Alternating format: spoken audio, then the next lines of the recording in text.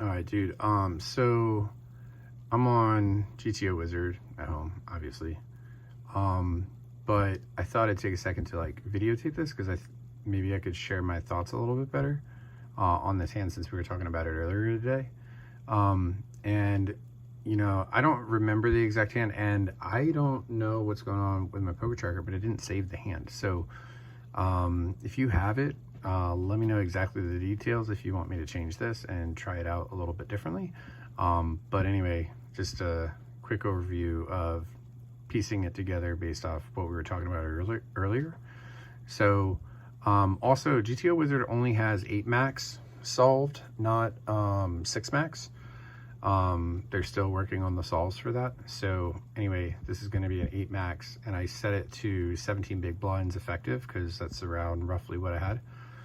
So in your position to raise 2 bigs, like you're totally fine doing so with your king 10 offsuit, and this kind of gives you your ranges and expected value, but it doesn't look like it's really that good of a raise, king 10 off. From that perspective, I think it's just a fold the vast majority of the time. It just doesn't look that great.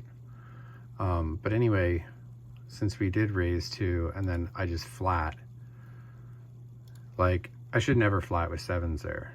Like I shouldn't. Now what's interesting is that it does have me flatting at 35 big blinds and higher with 7s. So I thought that was interesting. If we double the effective stacks, I should be flatting with 7s more often given my stack size. But in that particular situation, I should just be jamming. So yeah. Now, I don't remember which cards were diamonds and whatnot. You just said 2 diamonds. So I don't think it really matters too much, but in any event, that's the flop. And then when we go into me donk leading, once I get to 35 big blinds or higher, it actually has me donk leading about 25% of the time. And I think it's just because this is a low board and the 7s are still an overpair to the board. So, but if I change that to 35 bigs, you'll see that it has me betting a very small amount of times, donk leading for small, but never jamming on the post flop, and just supposed to be checking, right?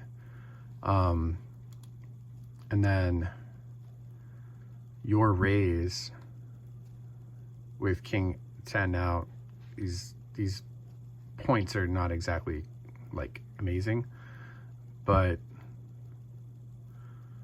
yeah, you should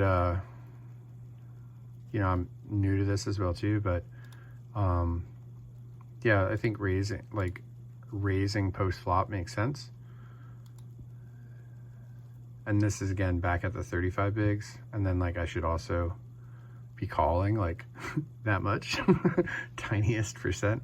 So but it was really only because this run out was the way that it was the only reason why like I continued to call and then call down again, because I just really didn't think that there's a lot of jacks in your potential range by this point. And like you can kind of see that you do have a lot more jacks, you know, than I do in my range here, but there's so many other hands that just are very disjointed, like all these 6s and whatnot. These other 7s that you could have, but like you're supposed to have 7s, not me in this situation some of the time. But there's just so much that misses this that like it just makes it more sense for me that since I do have some equity here in this hand, to just call down, you know, no matter what it is, and just kind of take it as it is.